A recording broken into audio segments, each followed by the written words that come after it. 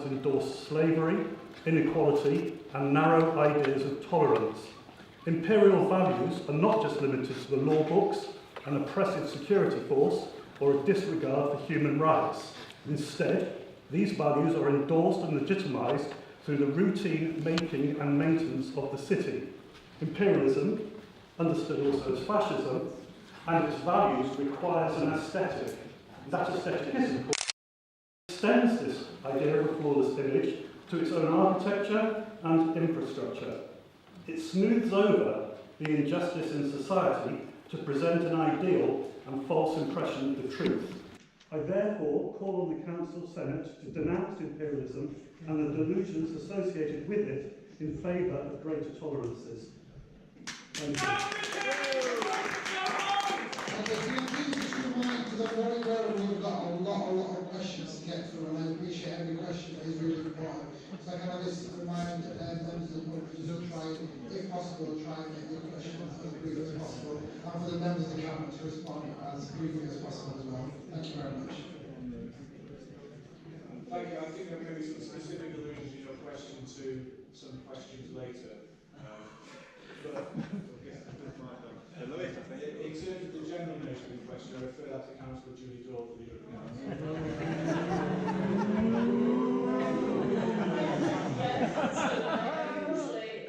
draw the short straw on this occasion. I absolutely agree with some of the comments that you've made around oppressive regimes and how it can restore some of the oppression that you related to, and I absolutely agree with this. But I just have to say, I am extremely proud to be sitting here as a Labour-led council and having a leader in Jeremy Corbyn, who I think you cannot argue is one of the most senior politicians of our time, that's fought all his life against sort of oppressive regimes.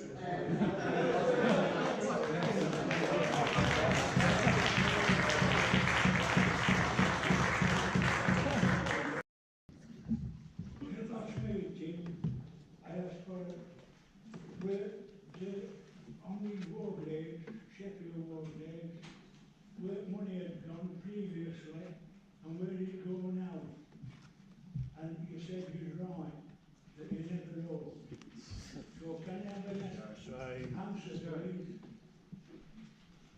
Thank you for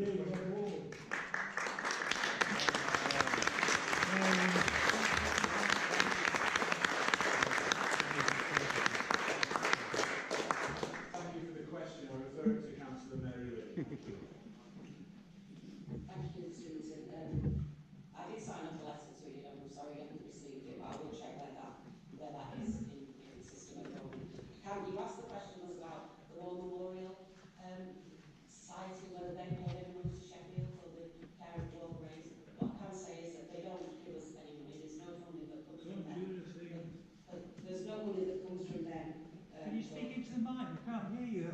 Okay, well, I'll start again then. I'm really sorry you didn't receive the letter. I will check where it is in the system because it was signed off. So I will check where that is and make sure you get a written response as well. But in terms of the war memorials, we do not get any money from that society in order to take care of any of the graves in Sheffield. But what we do, our park service does fund the War Memorial Group to take care of the Yorkshire and Lancashire War Memorial graves in France, and we pay them an annual sum to do that for us. In terms of the war graves in Sheffield, the British Legion take care of those graves, so we don't receive any funding from them, but they take care of the graves in our cemeteries in Sheffield. I'm sure the same. Thank you very much.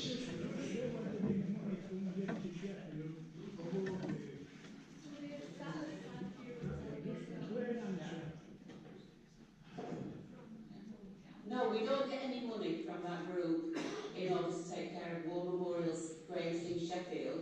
We fund them to take care of our war graves in France. But not in Sheffield. So someone just explain what I just said. Yeah. Sheffield gets nothing. Thank you. The next question. I want to inject, my question is really about urgency. I've heard a lot of rhetoric coming from on the floor about tying up the different struggles, and The reference I put in my question was to the Save Our NHS campaign, which was well attended. I was also at the Extinction Rebellion event before that, which was equally well attended, and I welcome the support that the Council had given, for instance, to the All Green Truth and Justice campaign, which my branch, Unite Community in South Yorkshire, has underpinned and founded 5 years ago. The question that I want to raise is really about action and urgency, because what I'm not hearing is that we're going to do something now, and that's principally about the council cuts. So my question is not now the time to act and actually set a needs-based budget following what Liverpool did back in the 1980s, break with neoliberalism, fight the cuts, and most of all, not get entangled in situations where you are actually having to implement bourgeois laws and arrest protesters. Thank you very much.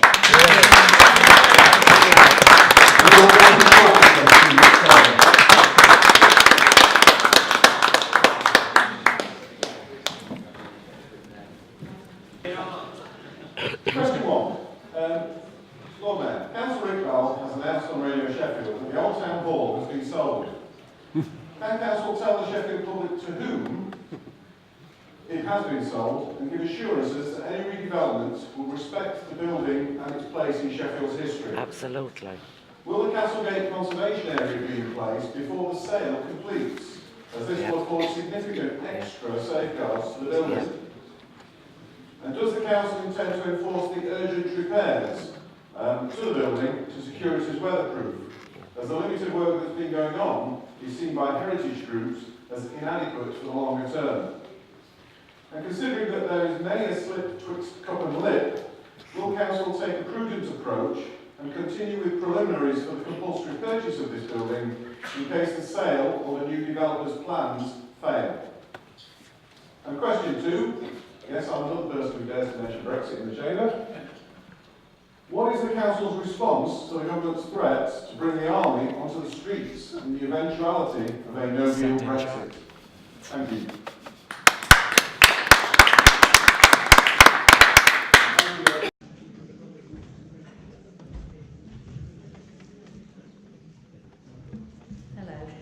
Would you join me in congratulating the AMI workers who in the past few weeks have shown their skills to employ various simple and cheap engineering methods to restore pavements and curbs to a good condition near trees that were previously due to be felled?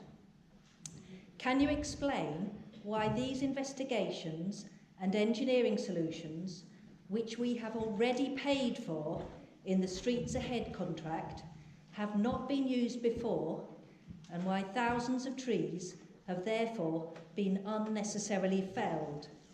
We need an inquiry into this whole sorry saga.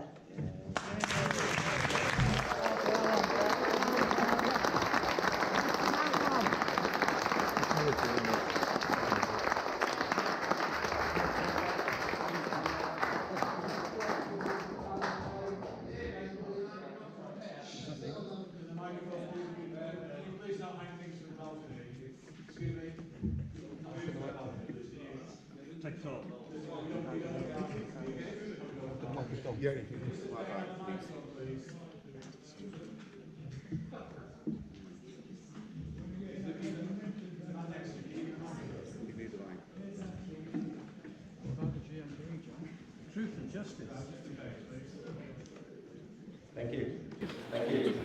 At the previous meeting, I asked to have a subject close to all our articles, which is wrongful arrest under anti-union law. I want to specifically refer today to a freedom of information request that I've issued with my question.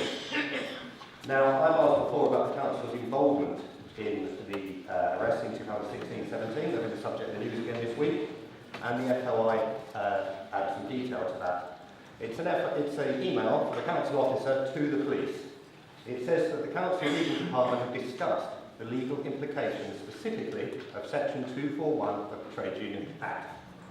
It also says in a redacted paragraph that it hopes this information gives further avenue to bolster the available powers to officers on the street. The following day, those officers did accept your advice and they arrested 2 people, including me, wrongfully. Question is, did Sheffield City Council Legal take on board the public statement of the council leader that she opposes such law, or did Sheffield City Council Legal in fact assist in the wrongful arrest of Sheffield citizens, and did it in fact assist in the breaching of the Human Rights Act of our citizens on our street 2 years ago? Yes. Freestyle justice! Freestyle justice!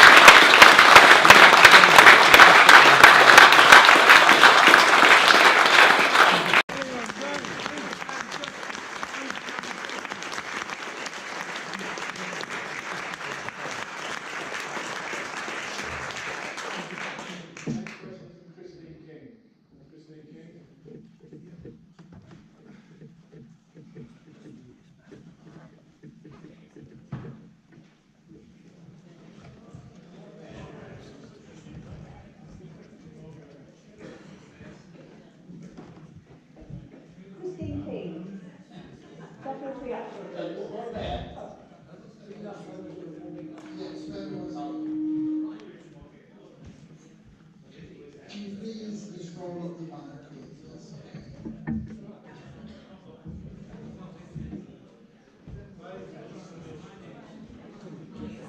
Can't hear you.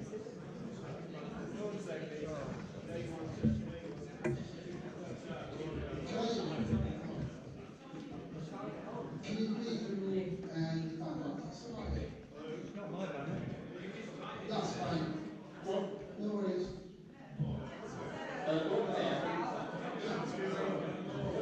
suggest that if the banner's not removed, suspend council.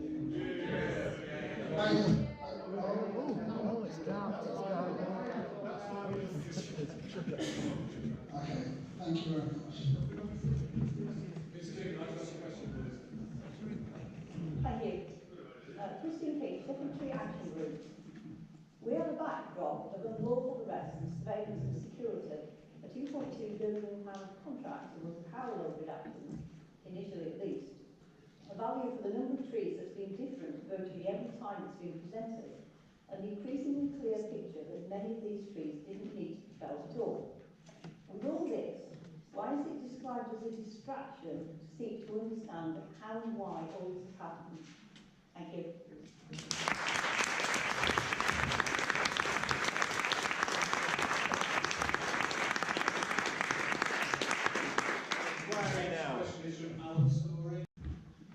Yes, my name is Alan Story from Amy Out of Sheffield.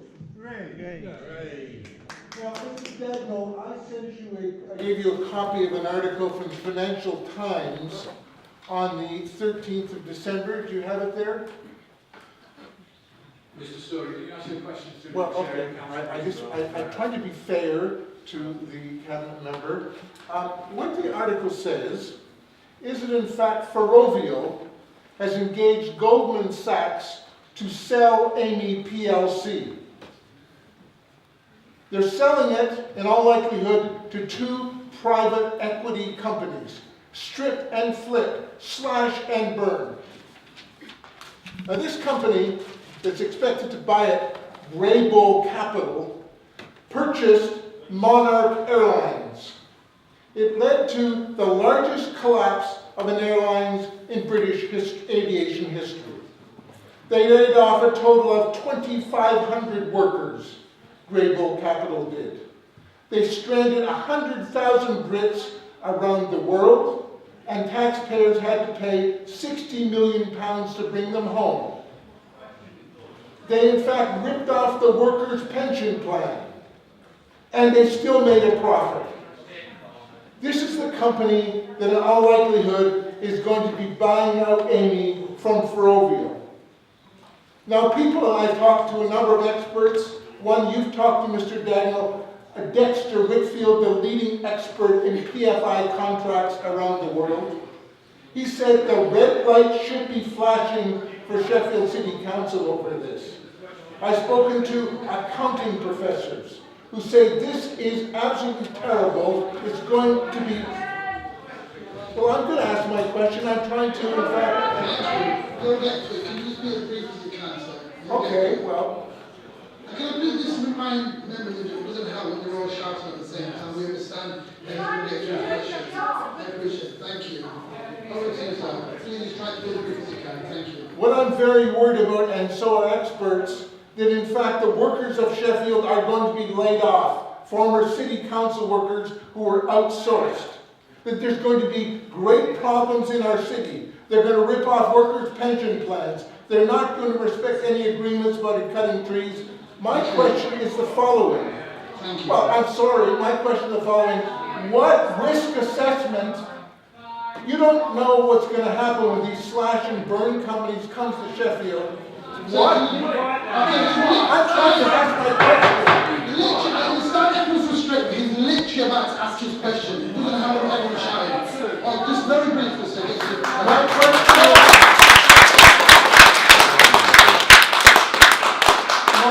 question for Mr. Dagno is what risk assessment have you done when Great Wall Capital comes and buys out Amy for the workers of Sheffield, the people of Sheffield, and the trees of Sheffield? A perceptive question, I thought.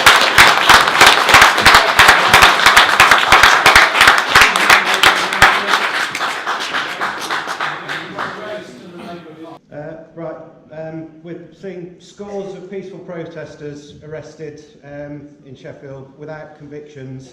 Many of these arrests have now been proved unlawful. There's been hundreds of thousands of pounds spent on legal fees designed to suppress the protest of people against the tree felling. Many of these people affected were former Labour voters whose only crime was caring about fairness, our city and the environment. We now know that a lot of this felling was not as a last resort, as the High Court was told. So trust in the Council's decision making and honesty and in the police is at an all-time low. Will the Council reconsider the call for an inquiry into this matter?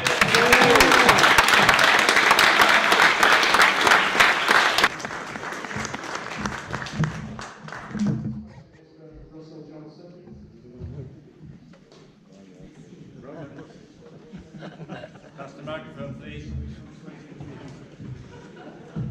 Thank you. Come a little more. Your arm is here, darling. Roman roads for everyone. Yeah. Thank you. Good afternoon, Lord Mayor, Council. Thank you for allowing me to ask this question. This is for Councillor Dagnall. Lewis, this is a very familiar question because it's the one I asked you last month and again by email in the middle of the month. So far, you've failed to provide an answer. So I'll give you another go, having had a month to think about it. Dead simple and quick. 1.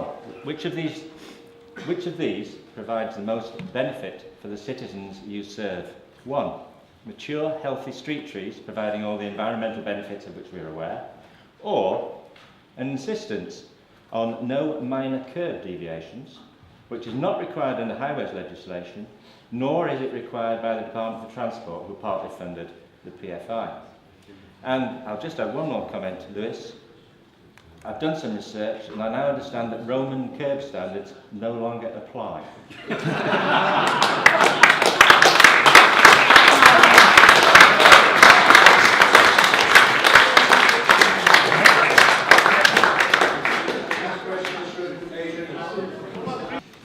Heather Mitchell, STAG supporter. On the 7th of February 2017, several people were standing on private land at the owner's invitation, peacefully protesting the felling of a tree. They were threatened with arrest by a senior police officer and inspector. He threatened them with arrest under section 241 of the Trade Union and Labour Relations Act. This threat of arrest resulted in the protesters eventually leaving the private land and thus being denied their right to peacefully protest the felling of a healthy street tree. In preparation to make arrests, the senior police officer issued a formal warning. He was, with his full knowledge, overtly filmed. He volunteered, without prompting, the following statement about the use of section 241 against people on private land. And I quote, "This has been agreed by South Yorkshire Police senior officers and the City Council. You can review that on YouTube. 5 years back on Sheffield Station. My questions are, 1, who in Sheffield City Council agreed to the use of Section 241 Trade Union and Labour Relations Act against people on private land? 2, if this was not the leader of the council, was she informed of the decision and asked for approval?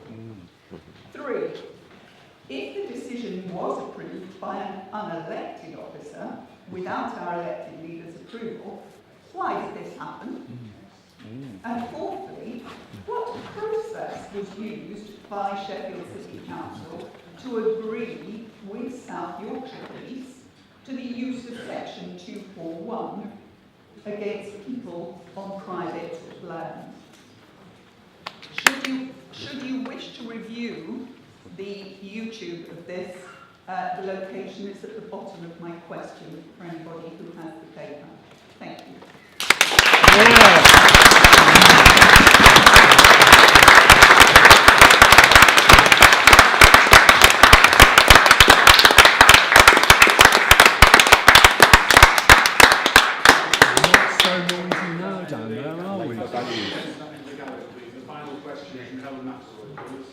Right, I would like to ask whether Julie Dorr and John Mothersole would accept an invitation from the People's Audit to walk around some of the streets of central Sheffield with a view to discussing and opening a dialogue about the monitoring and scrutiny of the standard of work of Amy on our streets. Thank you.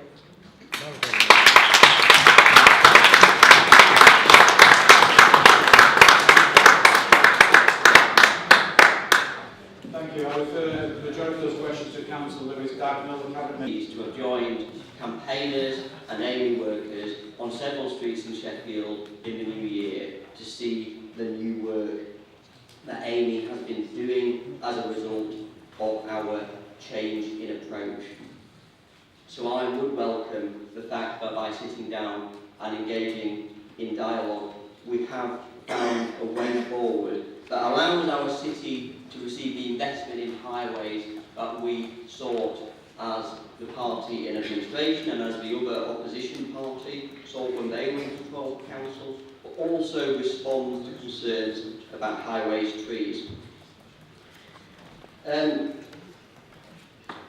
Mr Johnson said that it was a simple question. I don't think anything to do with the streets ahead. The trees dispute is simple. He has an email in his inbox which answers this, but for the benefit of those here, I would refer you to Section 2 of the joint position statement between Sheffield Council, Amy and the STAG Steering Committee, which states, street trees bring benefits to the people of Sheffield and to the communities that they live in, and we want these benefits to be enjoyed by people now and in the future. Section 7.2.1, FCC have agreed to allow a temporary relaxation of the curb specification so that trees are retained temporarily as part of the phased approach described above. So you would see from that, clearly stated and published in December in our joint position statement, that we are indeed allowing curb deviations to accommodate the new approach on trees as has been requested.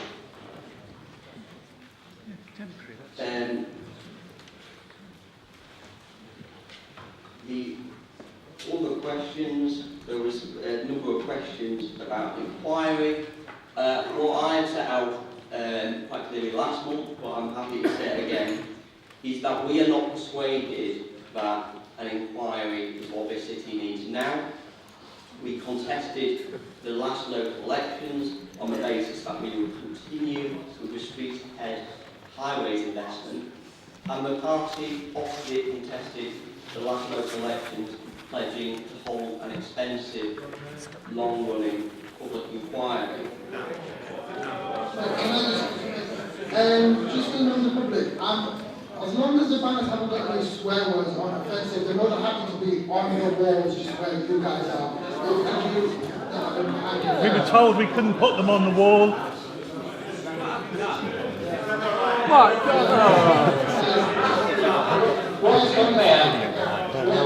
Guys, please can you, especially that banner, thank you very much.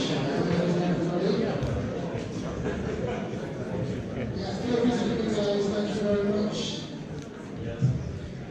Just going to give Councillor Dagnall an opportunity to respond to some of the questions. Thank you very much. Over to Councillor Dagnall. Well, thank you, Lord Mayor. I'll settle down for being on to you before. I'm a massive fan of Edward Carp, and I very much enjoyed that presentation. I think I'll leave the socks and sandals for the demos over there. No socks.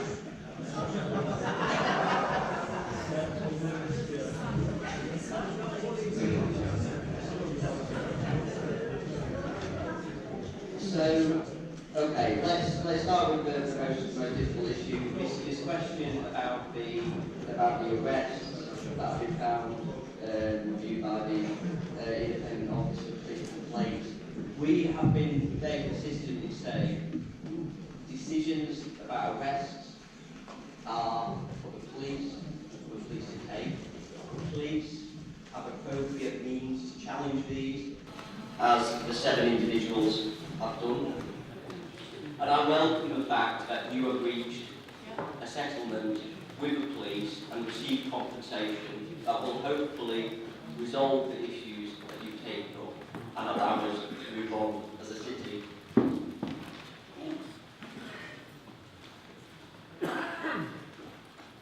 To Mr. Story, the council understands, we've corresponded with Amy, and as I've said before here, we understand that Amy remain totally committed to the Streets Ahead programme, and in any case, we and the Department for Transport, which is underpinning it with £600 million worth of money, are totally committed to the Streets Ahead programme that will transform Sheffield Council's highway maintenance for the next generation.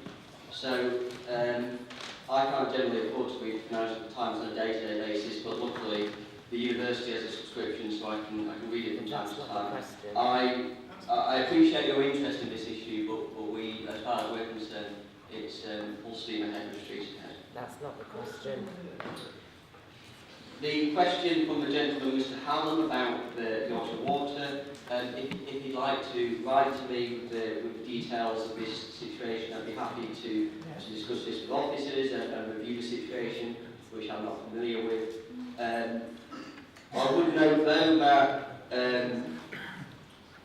in order to get, this is primarily a highway maintenance programme, in order to receive £600 million from the Department of Transport, we do need to achieve the investment in the highway, and other ideas might not always be compatible with that. Under a Labour government led by Jeremy Corbyn, Yorkshire Water would be renationalised and managed by the public on behalf of the public. And whilst we always looking for partners, it's worth noting that at this point in time, the water companies are under great amount of criticism for a lot of their policies, and they're taking money away from this part of the country. Yeah, thank you very much. Sorry to interrupt. I don't believe my question has been answered. Sorry, can you repeat that again? I don't believe my question has been answered. It was Isabel O'Leary. And my question hasn't been answered either. It was directed directly to Julie Dorr.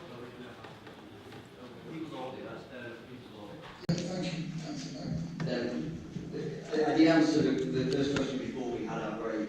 Sorry about the people's audit, we didn't have that written down. Last week we had the Economic Environmental Scrutiny Committee considered the Streets Ahead programme, and what we're going to do with the Streets Ahead programme now, we're completing the core investment period, and as we go into the rest of the programme and the maintenance phase, and we did have a delegation invited by Councillor Denise Fox, who chaired the committee, we had a delegation from the People's Audit to give a presentation on their ideas and what they want to contribute, which was heard by the councillors and by me and my officers. And we presented and answered questions about how we hold AME to account as the council's delivery partner of this programme. So we are in, my understanding was we are in dialogue with you, and we're happy to continue that. Right, look, I've specifically asked Julie and John if they Thank would around the streets with me and look at what's going on out there. Well, I'm a cabinet member for Environment and Streets team, and so I'm the lead spokesperson. Well, you can come too, but I've invited you, and I'll invite I'm the captain. Yeah, thank you very much. Councillor, do you want to say something? I just need to say that I don't need to be invited to walk down Queen's Road. I am more than happy to walk down any street and any road in Sheffield at any time. Thank you very much. That is the end of the public members' questions and petitions. Moving on to item... Thank you very much, Lord. Now, I think it's right that we play this now, given the fact that it is an emergency, and indeed given the fact there is an element of cross-party working as well. Last year, Sheffield managed to be both flooded and have a drought within the same 48 hours. And that's entirely consistent with what we expect and the projection we would see in terms of a changing and unstable ecosystem. Today, Sheffield can become the largest council in the country and the second largest council in the world to declare a climate emergency. In making this declaration, I am clear that we need rapid, far-reaching and unprecedented changes in all aspects of society before the damage to our climate and to our ecosystem becomes irreversible and catastrophic. Sheffield has a proud green heritage, and I believe in every fibre of my being that we have an even prouder, greener future. So we shouldn't look at climate change to terrify ourselves. Instead, we should reflect that Martin Luther King didn't say that he had a nightmare or a plan, he said he had a dream. We need to bring people together, not through fear, but through hope, imagination and optimism. So as Jeremy Corbyn has said, we need to democratise our energy systems, energy infrastructure, energy options and energy generation, which need to be publicly owned. We need to stop building the dirty fossil fuel infrastructure of the 1920s. We need an industrial and economic strategy based on low carbon homes, building and low carbon transport too. We need to get our pensions out of fossil fuels and invest that money in low carbon social housing and the localised green energy that will turbocharge our greener future. And